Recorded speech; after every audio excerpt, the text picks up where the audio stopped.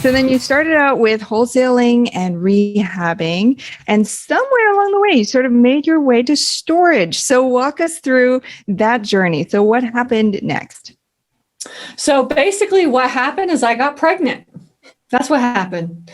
And, I was at the time, I was the crazy person that was doing 15 rehabs at a time.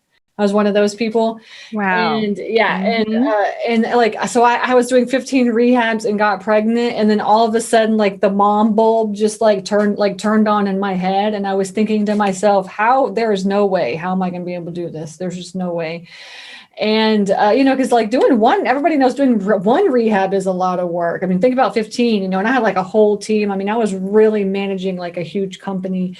And so all of a sudden I just told my husband, I was like, that's it, we're done. And the thing is that I had up to that point, which was 5 years into it, I had not focused on passive income at all. Like we had acquired a couple of houses along the way as rental properties, but like it was mostly because they were creatively, it was like creative deal structures, and it was like zero money down or something like this, And so we hadn't really thought about passive income. I was just one of these things like, yeah, let's get another check.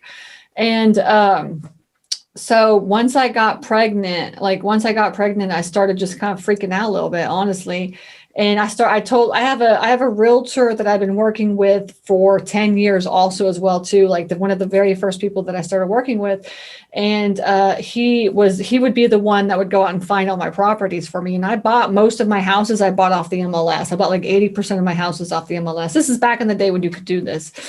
And so I just went to him and I was like, look, like, I'm not buying any more houses. Like, I just can't do it anymore. Like, I need to finish these houses. And I also had like a huge amount of houses in the pipeline as well, too. I was like, I just got to finish these houses. That's it. And so I said, you need to get out and please start looking for like passive income for me. Because what I can do is all of the investors that I have for all these properties that I have, I can just roll that money over into like either a portfolio or maybe a multifamily or something that's like passive income. And so he got out there and started looking, and he the very first thing that he found was a storage facility that, had been sitting on the market for 5 years. And he was like, hey, this storage facility has been sitting on the market for quite a while. He said, probably because it's not worth what it's, listed at. He's like, you want to go take a look at it? And it happened to be like 20 minutes from my house. So it wasn't even that far away, which was awesome.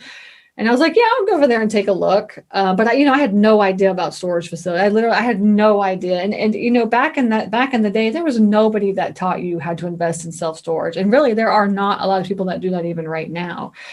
Because it's such a small niche, there's only 50,000 storage facilities in the country. And if you think about it, if there's 50 states, there's 1,000 in each state. And probably 80% of all those storage facilities, 20 to 25% are owned by REITs. Right. So there's like huge, Cube Smarts and U-Hauls and stuff like that.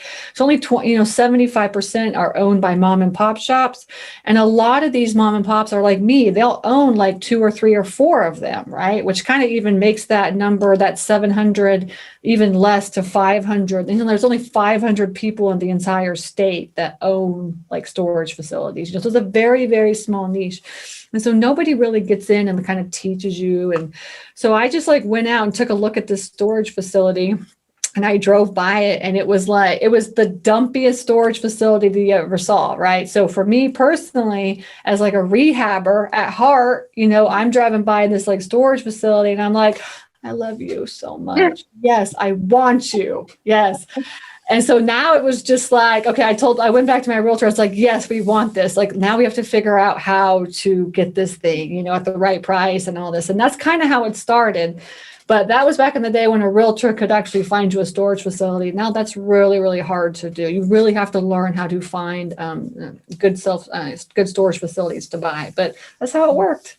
So I'm curious, you find this storage facility, and for me, if I was introduced to a storage facility, I'd be like, I don't care how dumpy or great or whatever it looks. I wouldn't even know what to really do with it. How did you go into the deal and analyze, right? Like, I'm sure you had to run some numbers, you had to figure out comps. Like, what does that look like? Because I'm sure there's some of our listeners out there who are thinking, this sounds like it would be a great opportunity. He's been on the market for 5 years, get it at a great price, fine. But how did you run the numbers, or how did you, I guess the real question is, how did you assess the opportunity?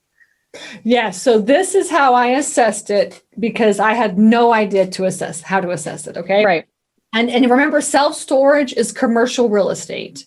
So really, truly, if you want to get into self-storage investing, you have to learn how to run commercial deal analysis. Okay. Like, you do not want to do what I did, and I've talked to many people over the past couple of years where they've hired me as like a consultant to run their deal analysis, and they've bought it at the wrong price and stuff. So don't do it the way that I did it on the first deal. Actually learn how to do it properly. Right.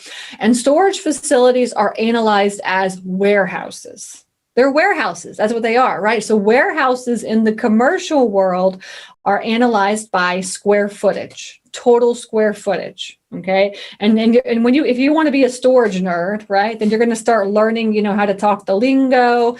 And basically, you're going to buy a storage facility. You don't say, I'm going to go out and buy a unit or anything, like a storage unit or anything. And you don't talk about doors in the self-storage world. You don't say, oh, yeah, it was 100 doors or whatever, right? Because that's like a multifamily thing. That's not like a storage thing. So you want to learn how to talk the lingo, and you want to learn how to run commercial deal analysis. When you run commercial deal analysis, you want to know what the purchase price is, what your terms of the loan are going to be, right? Because that really kind of makes or breaks the deal anyways. And you can get awesome loans right now on storage. Banks love storage facilities. You can go to like a local bank, you can go to SBA, you can get great terms on loans. But you need the purchase price, the term of the loan, you need the total square footage, the annual income, the market cap rate, let's see what else. The vacancy, is it full? Is it not full? And then you need, property taxes, utilities, and insurance. And then your expenses, like whatever it's going to cost to run the deal. So it's basically what you would really need in order to run commercial deal analysis.